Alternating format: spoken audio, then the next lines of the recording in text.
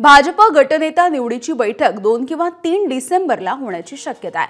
महायुती सरकारचा शपथविधी त्यामुळे 5 डिसेंबरला होण्याची शक्यता वर्तवली जाते आहे आणि त्याआधी भाजपची गटनेता निवडीची अत्यंत महत्त्वाची बैठक ही 2 किंवा 3 डिसेंबरला होण्याची शक्यता आहे। मात्र भाजप आमदारांना या संदर्भातले निरोप देण्यात आलेले नाहीत। 2 किंवा 3 डिसेंबरला भाजपची गटनेता निवडीची बैठक झाल्याच्या नंतर 4 डिसेंबरला महायुतीची पुन्हा एकदा बैठक होण्याची शक्यता वर्तवली जाते आहे।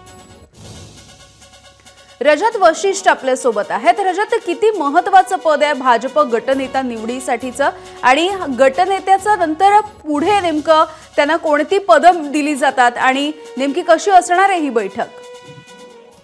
यामिनी अत्यंत महत्त्वाची बैठक आहे।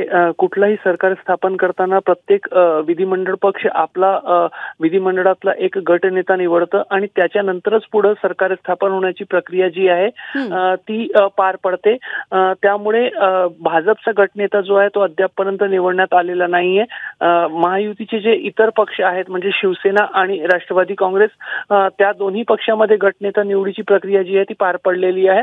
त्यामुळे जर महायुतीचे सरकार स्थापन करायचं असेल तर भाजपनं पण आपला गटनेता निवडणं आवश्यक आहे आणि जी काही माहिती मिळत आहे 2 किंवा 3 डिसेंबरला भाजपची गटनेता निवडीची प्रक्रिया जी आहे ती पार पडू शकते, त्यासाठीची बैठक होऊ शकते।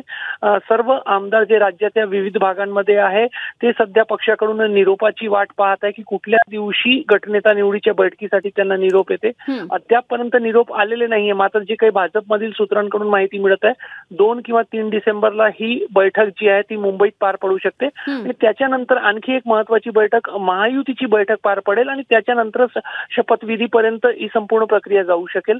त्यामुळे 2 किंवा 3 डिसेंबरला भाजपची गटनेता निवडीची बैठक होईल अशी दाट शक्यता वर्तवली जात आहे। अगदी धन्यवाद रजत या सगळ्या अपडेटसाठी। एबीपी माझा, उघडा डोळे बघा नीट।